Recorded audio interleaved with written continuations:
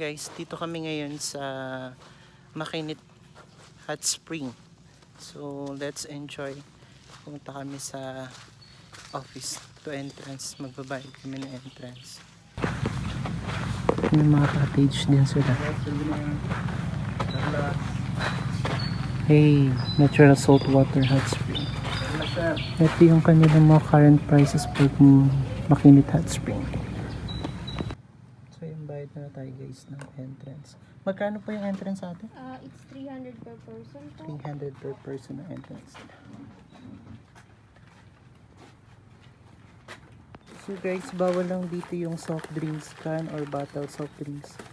Bakit siya bawal kuya? Kasi yun po yung nandito sa Isa sa mga rules and regulation. Okay. So guys, pasok na tayo dito sa loob. Meron pa silang mga undeveloped na structure. Ito is natural hot spring, so salt water siya. Hindi siya tulad ng mga hot spring na iba na fresh water. Ito is salt water talaga. Hi, Kuya Joseph. Dalawa na naman kami yung nag-ano. Ito yung mga cottages nila.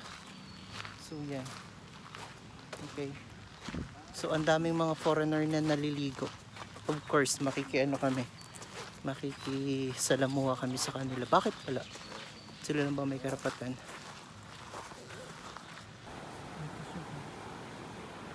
Meron pa din. Hindi na diba? Ito, pathway nila. Going to dagat ba to? Yung pathway, kawayan style, bamboo nga. So, tapos makikita mo yung view, sobrang ganda, di ba?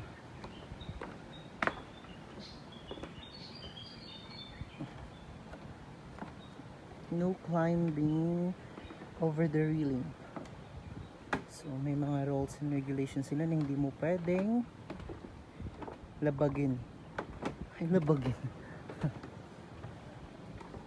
Eh. So kung nakarando kami pumunta sa Siete Picados, ito yung view niya. So zoom natin. Yan. So ngayon ito, halos magkalapit lang sila. Parang kung lalakarin mo, parang 10 minutes walk. So, eto. Diba? Hindi siya fresh water, kundi salt water talaga. So, maalat.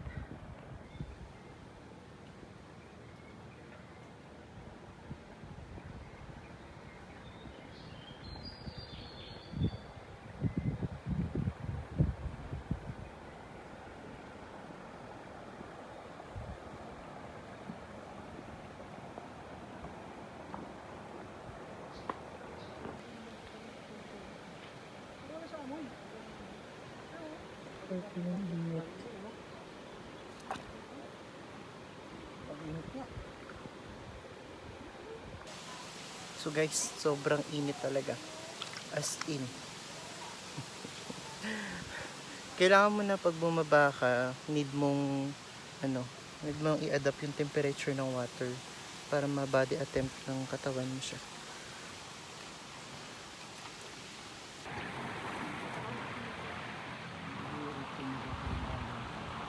So halos same temperature lang dito guys.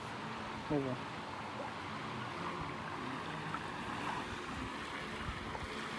Pero ang ganda. The best one would develop.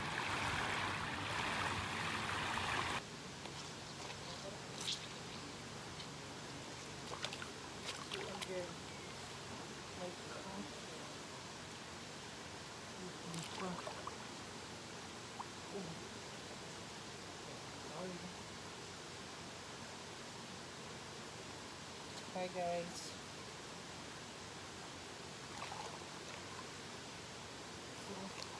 Let's see beautiful.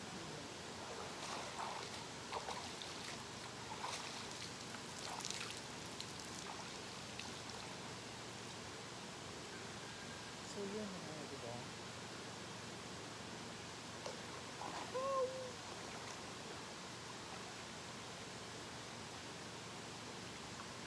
My God, hindi ka pwedeng tumagal kasi sobrang init.